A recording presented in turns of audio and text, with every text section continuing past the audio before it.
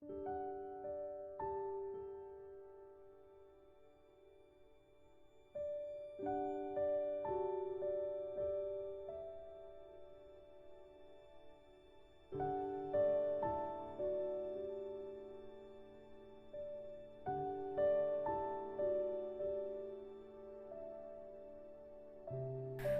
lalu, kejadian semalam yang membuat Pasco terluka parah adalah ketika Pasco, sang pimpinan Black Rose yang selalu dikira hanya sebagai anggota dari kelompok mafia yang terkenal sadis itu, diserang oleh 20 orang tak dikenal yang datang mengepung Pasco saat dia dalam perjalanan pulang dari rumah papanya dengan keadaan lusuh. Sepertinya Pasco mendapatkan sebuah informasi penting dari papanya mengenai masa lalu keluarganya yang dia cari tahu selama 2 minggu ini.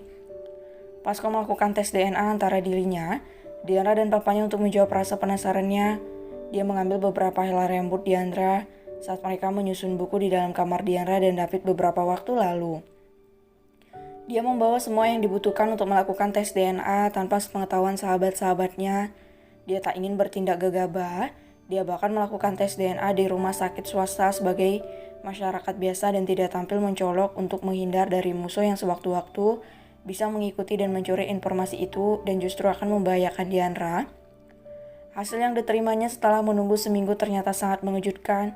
Tes DNA menyatakan bahwa Diandra dan Pasco adalah anak biologis papa mereka. Hal ini membuat Pasco senang sekaligus murka dengan fakta mengenai adiknya yang dia pikir sudah meninggal dunia. Malam itu Pasco langsung pergi menuju kediaman papanya yang sudah rentah meminta penjelasan mengenai masa lalu mereka. Sebab Pasco jelas-jelas ingat kalau Diandra sudah meninggal bersama sang ibu saat kelompok mafia menyerang kediaman mereka. Saat itu rumah mereka dibakar dan ibu Pasco serta Diandra tertinggal di dalam rumah itu dalam kondisi sudah meninggal.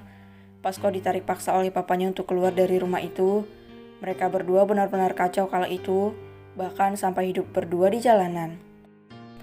Papa Pasco dulunya adalah seorang tangan kanan dalam kelompok mafia Black Rose, kelompok yang direbut oleh Pasco untuk membalaskan kematian mama dan adik perempuannya yang kala itu masih berusia sekitar 3 tahun.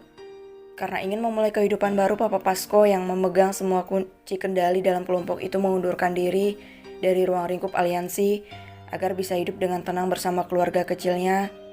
Papa Pasco adalah orang yang handal dalam berbagi berbagai ilmu bela diri. Dia juga lihai dalam bermain senjata api. Kecerdasannya patut diacungi jempol, sudah banyak prestasi yang dia raih untuk kemajuan kelompok mafia itu. Bahkan ketika komplotan itu sedang dalam krisis dan berada di ujung kehancuran, Papa Pasco yang menemukan ide untuk membangkitkan kembali kelompok itu. Ketua kelompok kala itu menyayangkan keinginan Papa Pasco. Dia sangat menyukai kinerja bawahan alias tangan kanannya itu. Awalnya dengan senang hati melepas kepergian pria itu, namun karena intervensi dari anggota interkelompok itu yang mengadu domba pimpinan dan Papa Pasco menyebabkan sang leader mafia murka.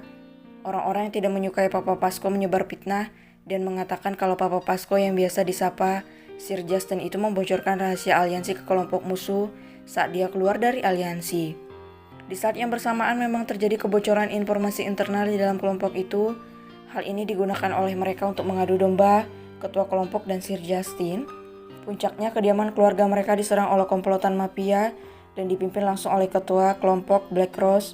Mereka datang menyerang kediaman keluarga Pasco di malam hari. Dengan segenap kekuatan, Sir Justin berjuang melindungi anak-anak dan istrinya. Padahal dia dan keluarganya baru saja bernapas lega karena akhirnya bisa terlepas dari jerat kelompok mafia. Namun ternyata apa yang ditakutkan oleh Papa Pasco terjadi. Kelompok itu menyerang mereka. Papa dan Mama Pasco jago bertarung. Mereka melindungi Pasco kecil dan adiknya. Namun naas, nasib Mama dan adik Pasco saat itu tidak tertolong. Meski 3/4 anggota kelompok itu habis di tangan Papa dan Mama Pasco, istri Sir Justin mengalami luka fatal. Papa Pasco membawa paksa pria itu dan anaknya perempuan bersama sang ibu. Sebenarnya malam itu mereka tidak meninggal tetapi keluar diam-diam dari rumah itu. Papa Pasco terpaksa harus berpisah dengan anak perempuan dan istrinya. Mereka tak bisa bersama sebelum semua masalah dengan kelompok mafia itu teratasi. Rumah mereka hancur di lalap api. Pasco berpikir kalau mama dan adik perempuannya sudah meninggal, namun nyatanya dia hidup dan dibawa oleh mamanya. Setelah kejadian mengerikan di malam di mana hujan mengguyur bumi Jerman kala itu, Sir Justin dan putranya Pasco hidup luntang-lantang di jalanan. Pasco dilatih menjadi sosok pria yang kuat hingga dia berhasil membasmi seluruh kelompok mafia Black Rose dan membalaskan dendamnya. Pasco bertemu dengan David, Othniel, dan Joel ketika ketiga mereka muda dan wajah David sudah hancur kala itu. Saat itu usia Pasco 23 tahun dan berhasil menjadi ketua Black Rose di usia 19 tahun. Dia bertemu David kala itu berusia 20 tahun, Joel dan Othniel si bocah baru gede. Dia melakukan pembalasan itu tanpa sepengetahuan Sir Justin, alasannya karena papanya selalu mengajarkannya untuk menjadi orang yang tidak haus dengan darah. Dia diajari bela diri sebagai pertahanan diri, bukan untuk membunuh orang. Namun dendam karena kematian mama dan adik kecil yang begitu dicintainya membuat Pasco haus akan darah pembunuh keluarganya. Lalu di mana mama mereka sekarang masih jadi rahasia. Pasco pergi ke rumah di mana Sir Justin tinggal bersama beberapa anak buah dan orang kepercayaan Pasco. Dia ke sana untuk meminta penjelasan mengenai masa lalu mereka. Mengapa hal seperti itu bisa terjadi padahal jelas di mata Pasco mama dan adik perempuannya sudah meninggal kala itu. Sejak kejadian mengerikan itu, Sir Justin menjadi sosok pria dingin. Dia kehilangan satu lengannya, banyak bekas luka di tubuhnya. Pasco meminta penjelasan pada papanya dan dia mendapatkan apa yang dia mau karena sudah saatnya Pasco tahu tentang masa lalu keluarga mereka. Pasco tidak bisa marah pada papanya. Dia tahu perjuangan pria tua itu mempertahankan hidup mereka. Dihina orang, dicaci, bahkan pernah disiram minyak panas hingga membuat kaki kirinya melepuh karena meminta pekerjaan di sebuah restoran. Seluruh keluarga mereka menjalani hidup yang teramat keras dan menyedihkan. Pria itu hanya sedikit kecewa karena papanya menyembunyikan fakta itu selama bertahun-tahun. Jika ditanya soal rasa sayangnya pada sang papa, pria itu teramat menyayangi Sir Justin. Pasco pulang dengan keadaan lusuh setelah mendengar semua cerita papanya. Dia masih belum memberitahukan kalau dia menemukan adiknya. Dia mengingat kata-kata Sir Justin kala itu, kata-kata yang membuat Pasco salut dengan pendirian papanya.